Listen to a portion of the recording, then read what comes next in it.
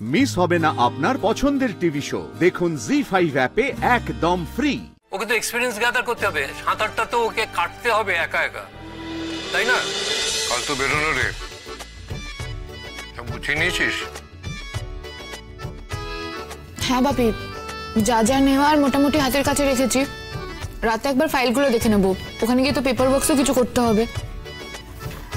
আর আমি ভাবছিলাম দু একটা বইও নিয়ে যাব, ক্যাম্প হয়ে গেলে একটু পড়াশোনা করতে পারবো। সময় পাবি? প্রচুর চাপ থাকবে, প্রচুর লোক, অধিকাংশই খেতে পায় না। অত সামান্য একটা অসুখ করেছে, ট্রিটমেন্ট হয়নি বলে সেটা বড় আকার ধারণ করে নিয়েছে। হসপিটাল যাবে সে ক্ষমতাটাও নেই।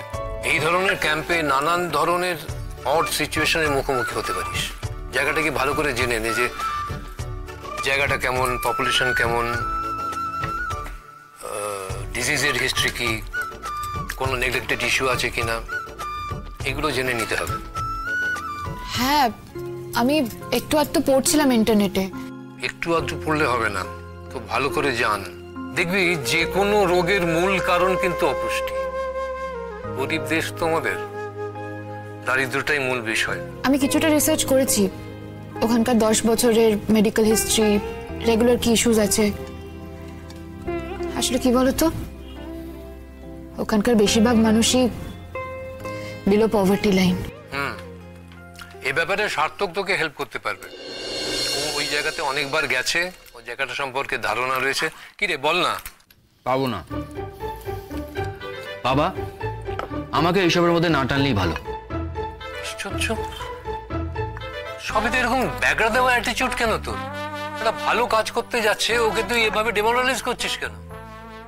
ওকে ওখানে কে যেতে বলে? আমি বলেছি ও যাবে, যাওয়াটা ওর দায়িত্বের মধ্যে পড়ে, কর্তব্যের মধ্যে পড়ে।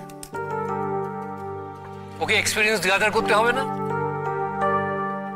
আর আজকে তোকে যদি একটা মেডিকেল ক্যাম্প গাইড করার একটা দায়িত্ব দেওয়া হতো, আর তোর স্টুডেন্ট যদি তোর কাছে এসে বলতো যে তার হাজবেন্ড অ্যালাউ করছে না, তুই কি বলতিস? বাবা, আমি কারোর পার্সোনাল লাইফে ইন্টারফেয়ার করি না। এটা তো গা বাঁচানো উত্তর। তুমি নিজে ভাবো কি বলতে, তলিয়ে ভাবাটা না আসলে ভুলে যাচ্ছ তো। বাবা, কি হলে কি হতো এইসব ভেবে আমার মাথা খারাপ করতে ইচ্ছা করছে না। প্লিজ, আমি বরং উঠছি। বস বস, সারাক্ষণ খালি খেতে খেতে উঠছি না? সকালেও একবার এরকম করেছিস, কিন্তু খেতে খেতে উঠে বেরিয়ে যেতে যাচ্ছি। কি রে, কিছু হলো কি না হলো যত রাগ খাবার ওপর না? চুপ করে বসে পুরোটা খাবি, তারপর যাবি। কি বলো তো পিসিমণি, ওকে যুক্তি দিয়ে কোনো কথা বললেই উঠে চলে যাবে। আসলে নিজের কাছে কোনো যুক্তি নেই তো, তাই। তোমাদের যুক্তিহীন কথাবার্তায় যোগ দেওয়ার মতো যুক্তি আমার কাছে নেই। আমি প্র্যাকটিক্যাল মানুষ তো, তাই বাস্তবের বাইরে গিয়ে কিছু একটা পাখি পড়ার মতো মাথায় বুদ্ধি নিয়ে আগুনে ঝাঁপ দেওয়ার পক্ষপাতী আমি নই।